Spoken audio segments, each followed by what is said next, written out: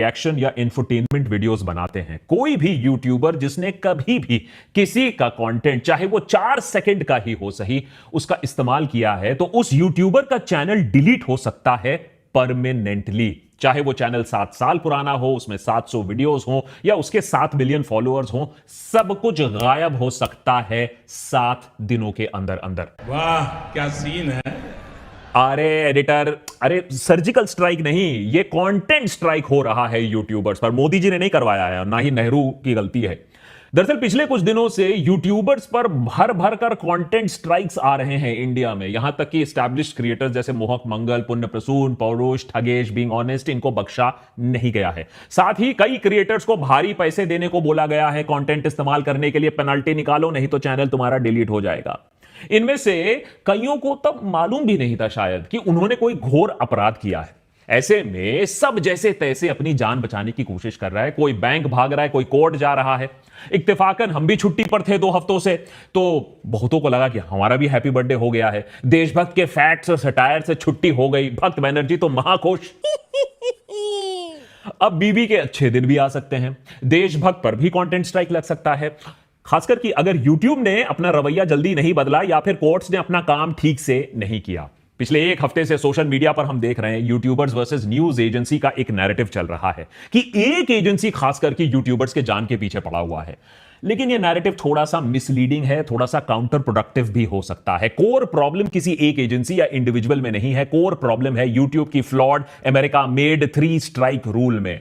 यह बात सही है कि आज एक इंसान ने इसे वेपनाइज किया है, मोनेटाइज किया है, कल 5 लोग और करेंगे, फिर किस किस को आप गाली बकते फिरोगे, किस किस के खिलाफ आप मुहिम चलाते रहोगे। इसीलिए देशभक्त के आज के एपिसोड में जानने की कोशिश करेंगे कि YouTube खुद अपने न्यूज इंफोटेनमेंट कंटेंट क्रिएटर्स के खिलाफ क्यों हो गया है। कैसे हमारे देश में न्यूज इंफॉर्मेशन का जो आखिरी इंडिपेंडेंट जरिया था वो खत्म होने के कगार पर आ चुका है। कैसे ये 3 स्ट्राइक रूल जो है ये एक बीमारी है जो हमारे यहां पैदा भी नहीं हुई थी, और क्यों यूट्यूबर्स को अपने प्लेटफॉर्म को बदलने की अब कोशिश करनी होगी, चाहे वो लेफ्ट से हो, राइट से हो, इंफोटेनमेंट हो या एंटरटेनमेंट क्रिएटर हो। एंड बोनस, जनता, आप व्यूअर्स इस मुद्दे में क्या कर सकते हैं कि इंडिपेंडेंट कंटेंट क्रिएटर्स का खात्मा ना हो जाए। इस एपिसोड को प्लीज पूरा देखिए, इसे शेयर करिए, इसे डाउनलोड करिए। कोई कंटेंट रिस्ट्रिक्शन नहीं है। यह हमारे लिए मुद्दा उतना ही इंपॉर्टेंट है जितना आपके लिए है।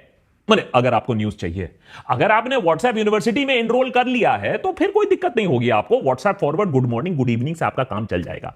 कोई भी टीवी न्यूज चैनल हो, यूट्यूब पर न्यूज कंटेंट क्रिएटर हो, किसी भी बड़ी खबर को कवर करते समय रिसर्च के साथ साथ अलग अलग जगह से कंटेंट लेता है। इसमें कुछ लाइसेंस्ड कंटेंट होता है और कुछ अंडर फेयर यूज कंटेंट आता है। जैसे कि रफ एग्जांपल देता हूं तो सुशांत सिंह राजपूत के केस के समय चैनल्स ने भर भर कर रिया चक्रवर्ती के इंस्टाग्राम से उसके बिकनी फोटोज उठाकर उसे अच्छी तरीके से मेन स्ट्रीम मीडिया में यूज किया था। अब जेल में बैठी रिया से तो परमिशन नहीं लिया था कंटेंट यूज करने से पहले, लेकिन क्योंकि मामला पब्लिक इंटरेस्ट का था, न्यूज़वर्दी था, रिया के इंस्टाग्राम पेज से ये इंफॉर्मेशन आपने लिया अंडर फेयर यूज, उसके दायरे में आता है फेयर यूज के। ठीक उसी तरीके से किसी न्यूज चैनल के कवरेज की आलोचना करते वक्त अब उस चैनल का थोड़ा बहुत फुटेज आप जरूर दिखाओगे, एंकर्स की बाणी आप जरूर सुनाओगे। नो माय डियर फ्रेंड, मैं तुम्हें कहता हूं, कहता हूं और बताओ। फेयर यूज की मर्यादा यह कहती है कि जब तक आप कंटेंट को होलसेल में कॉपी पेस्ट नहीं कर रहे हो, उसमें वैल्यू ऐड कर रहे हो, उसमें आलोचना कर रहे हो, कमेंट्री कर रहे हो, लोगों को एजुकेट कर रहे हो, वो फेयर यूज के दायरे में आता है।